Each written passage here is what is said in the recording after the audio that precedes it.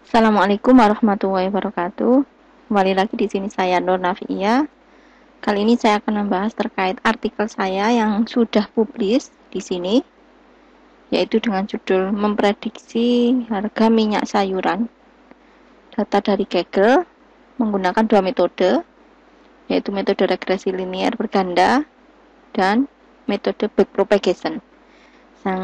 Yang saya tekankan di sini adalah teknisnya ya, teknis. Kemudian kalau artikelnya bisa langsung di-download. Di sini kalau di Google Scholar-nya langsung saya klik nanti muncul ke link ke jurnalnya. Nanti saya tuliskan link jurnalnya. Nah, ini. Terus di sini tuh mahasiswa bimbingan saya. Walaupun mahasiswa bimbingan saya tetap berperan aktif untuk melakukan pengecekan isi tulisan karena saya intinya tidak hanya titip nama tidak, tapi benar-benar murni saya harus membimbing, mengarahkan, dan terutama harus tahu isi dari setiap apa yang mau ditulis.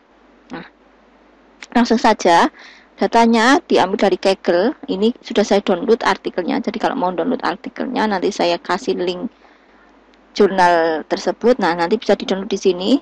Nah, ini artikelnya sudah saya download. Ini sudah ada alamat dataset ya di sini ya, alamat datasetnya. Asli datasetnya itu kalau kita klik, maaf ya, saya tunjukkan datasetnya. Kalau kita klik di sini, itu kolomnya banyak. Ya, kolomnya banyak. Di mana di sini ada masing-masing kolom itu jenis minyak apa.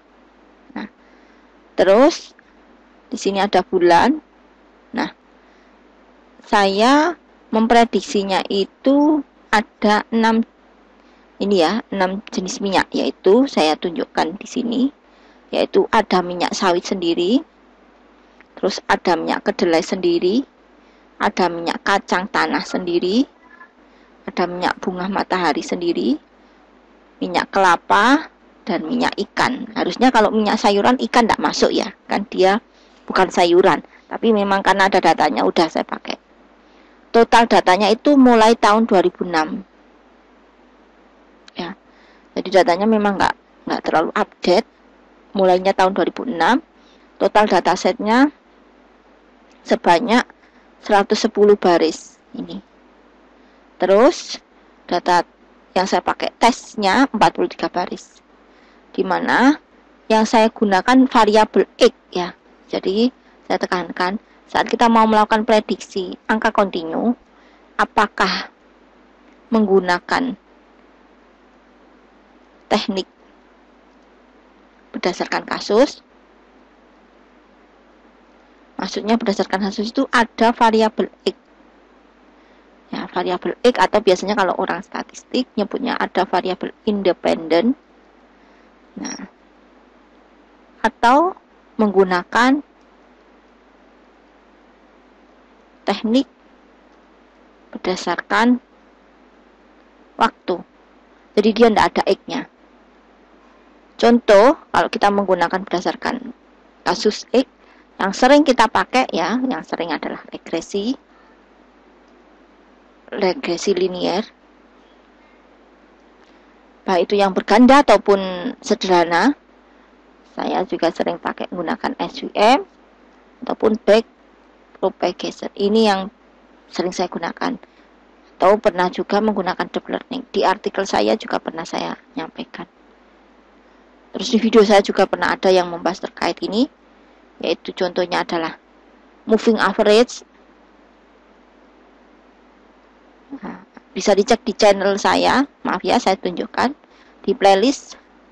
Nah, di sini sudah saya buat playlist yang terkait prediksi. Nah, ini. Yang regresi linear sendiri juga ada, prediksi sendiri langsung juga ada. Ini prediksi ini benar-benar output angka kontinu. Nanti bisa dicek. Di situ ada metode apa. Bisa dilihat. Nah, saran saya kalau kita mau niat belajar, kalau memang mendengarkan dari YouTube saya itu harus sambil dicoba. Karena kalau hanya tanya saja itu nggak bisa dipahami secara langsung. Biasanya kalau saya bisa memahami sesuatu karena keilmuannya sains eksak, harus dengan dicoba, jadi biar nambah mancep gitu maksudnya pemahamannya. Nah, di sini di video saya ada yang menggunakan metode fuzzy, ada yang menggunakan time series. Ini bisa disimak ya cara menghitungnya dan sebagainya. Terus baik itu di Excel ataupun menggunakan library juga pernah saya sampaikan.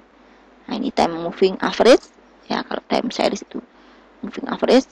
Selain moving average apalagi Bu? Nah, selain moving average saya juga pernah menggunakan exponential smoothing. Nah, ini pernah saya pakai. Atau yang saya pernah buat videonya, saya belum pernah publikasi, cuma saya sudah pernah membuat videonya, yaitu LSTM. Saat kita memprediksi mau pilih yang mana itu harus dipahami. Kalau kita mau menggunakan kasus berarti ada variabel X-nya. Nah, kalau di saya ini X-nya apa? X-nya adalah tahun dan bulan. Nah, ini X-nya dan bulan. Kemudian yang mau diprediksi Y-nya, ya ini. Mau memprediksi Y ini ada sendiri, nanti membuat persamaan, ada mau memprediksi Y sendiri lagi, dan seterusnya. Akhirnya saya harus membuat arsitektur di mana X-nya adalah tahun dan bulan. Terus Y-nya tinggal menentukan Y apa. Oh, saya mau menggunakan Y-nya ini adalah harga minyak sawit. Nah, berarti nanti tabel yang dibaca adalah X-nya kolom ini, terus Y-nya ini. Nanti kalau mau memprediksi minyak kedelai berarti X-nya ini, Y-nya ini. Seperti itu dan seterusnya. Baik itu menggunakan metode backpropagation. Nah, seperti ini arsitekturnya. Nah, ini cara kerjanya. Ini proses trainingnya. Ataupun menggunakan regresi linear berganda. Berarti kita harus membuat suatu persamaan. Jadi nanti data yang kita punya itu tujuannya adalah dibuat suatu model seperti ini nanti dapatnya. Jadi nanti dapat nilai konstanta di sini berapa, terus nilai koefisien B1 berapa, koefisien B2 berapa, dan selanjutnya dipakailah untuk menghitung data mau prediksi apa. Berarti nanti X-nya tinggal mengikuti. Jadi model itu berdasarkan data kita, berarti kalau mau prediksi ya disesuaikan dengan modelnya tadi. Seperti apa? Itu kalau teknisnya. Nah, di sini saya juga menyebutkan untuk menghasilkan persamaan di nomor 3 itu caranya ngitung harus dari sini. Kalau ngitung manual, caranya dari sini. Terus nanti didapatlah, anggap ini ilustrasi ya, ini ilustrasi, didapatlah suatu persamaan, akhirnya dapatlah seperti ini. Nah, ini hanya ilustrasi contoh. Dari sini akhirnya saya lakukan evaluasi. Misal saya mau memprediksi data kelapa sawit misalkan. Nah, harga minyak sawit misalkan. Nah, aktualnya ini yang variabel Y. Hasil prediksinya variabelnya Y aksen. Ya, jadi untuk melakukan evaluasi, hitunglah selisih error. Oh, ini dapat selisih error. Si errornya menggunakan apa? Di sini disampaikan menggunakan MAPE. Rumus MAPE-nya bagaimana? Insya Allah saya sampaikan juga di, maaf, ke atas kayaknya. Persamaan MAPE. Oh, atau nggak saya sebutkan ya persamaan MAPE-nya untuk menghitung selisih error. Seingat saya ada kok. Atau nggak saya tulis ya. Oh, ini maaf, nah ini di persamaan nomor 5. Ini MAPE-nya. Nah, sama halnya kalau kita mau menentukan evaluasi, langkahnya gimana? Ya, diprediksi dulu sesuai variabel itu. Berarti kalau mau memprediksi tadi hasil bobot dari misalkan dari backpropagation-nya, X1-nya bobotnya, bobotnya kan nanti tinggal menyesuaikan jumlah node di layer header-nya berapa, terus disesuaikan bobotnya. Nah, X-nya ini, X1 ini, X2 ini, oh ternyata hasil prediksinya ini. Oh, ini selisihnya.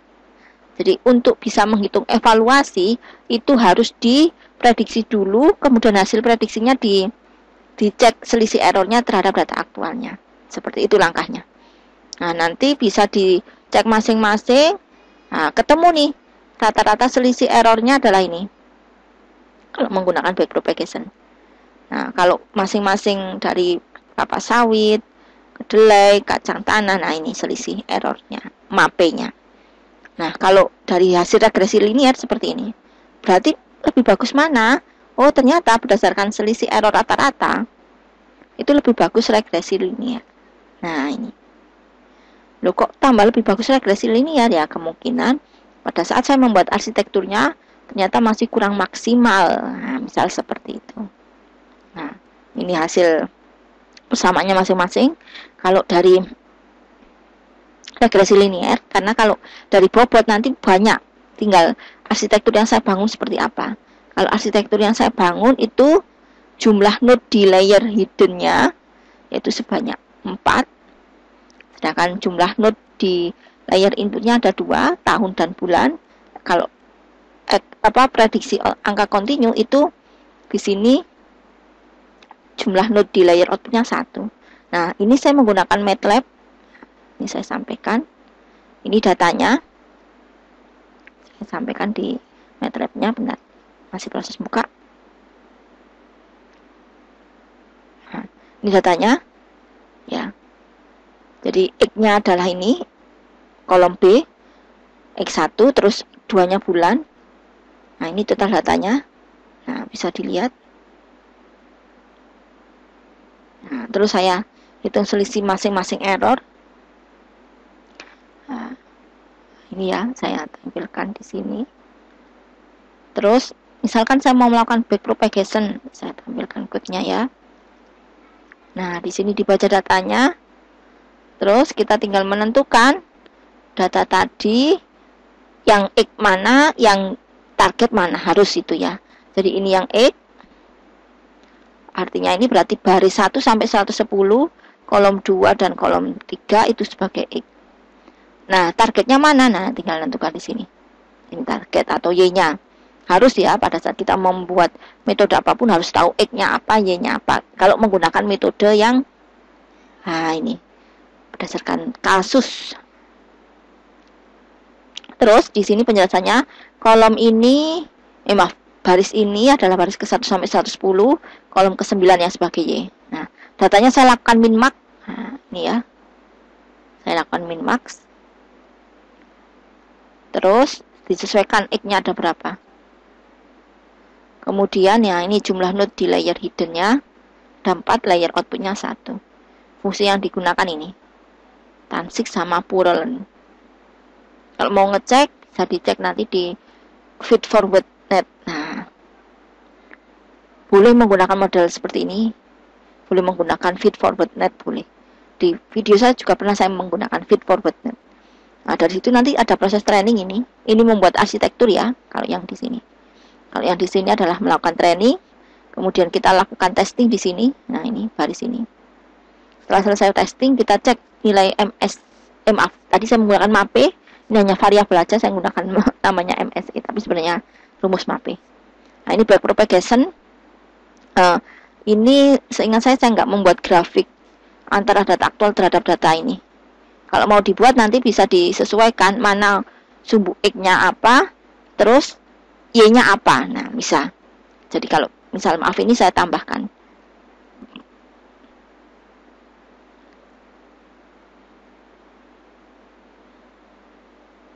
Sebentar ya.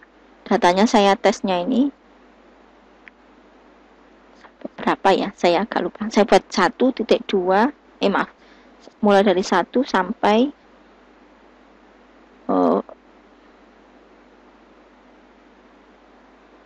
berarti baris B.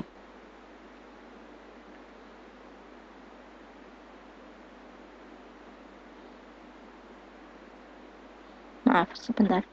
Ini Y-nya. Ya, ini ya. Data aktualnya ini Y. Terus saya buat plot. Nah, saya agak lupa kalau enggak nyari kerpean saya yang terkait grafik. Maaf ya, tadi belum sempat saya tampilkan grafik.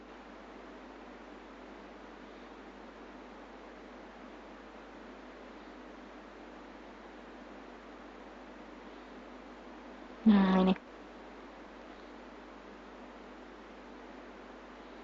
Nah, ini ya, saya pakai plot.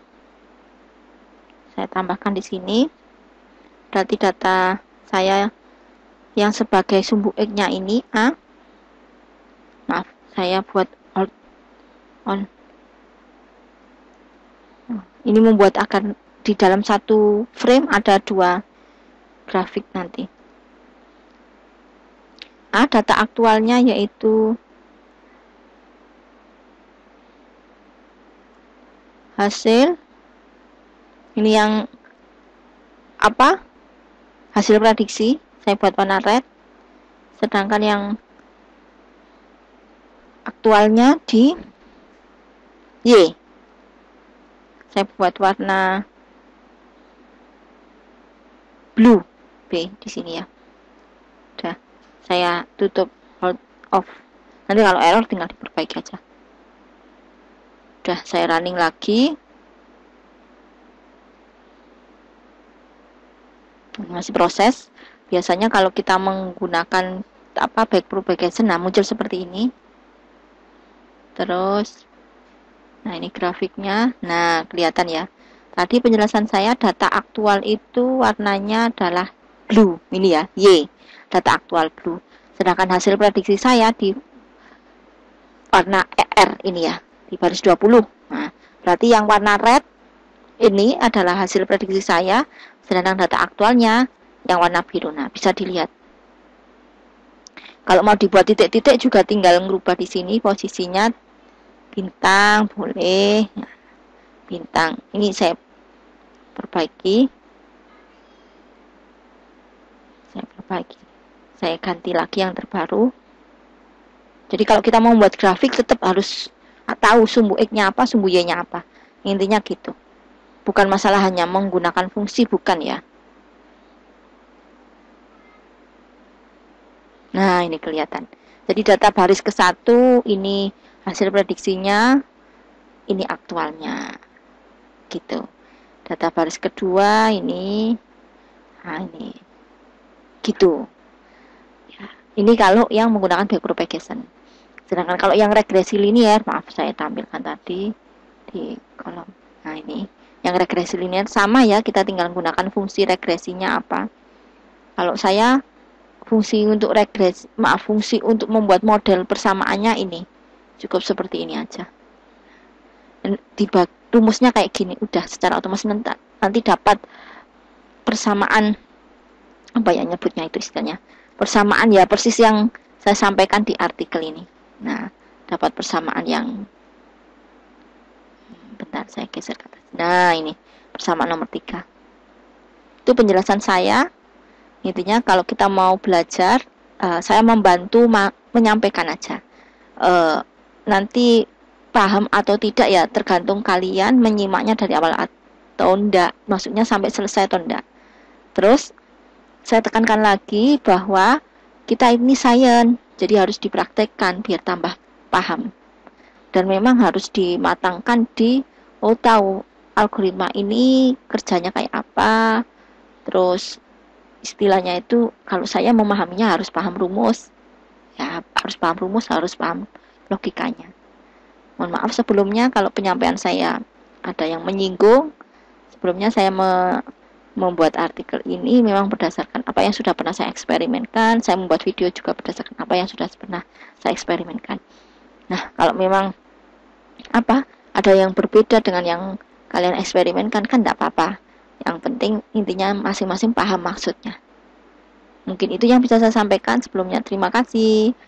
Mohon maaf. Assalamualaikum warahmatullahi wabarakatuh.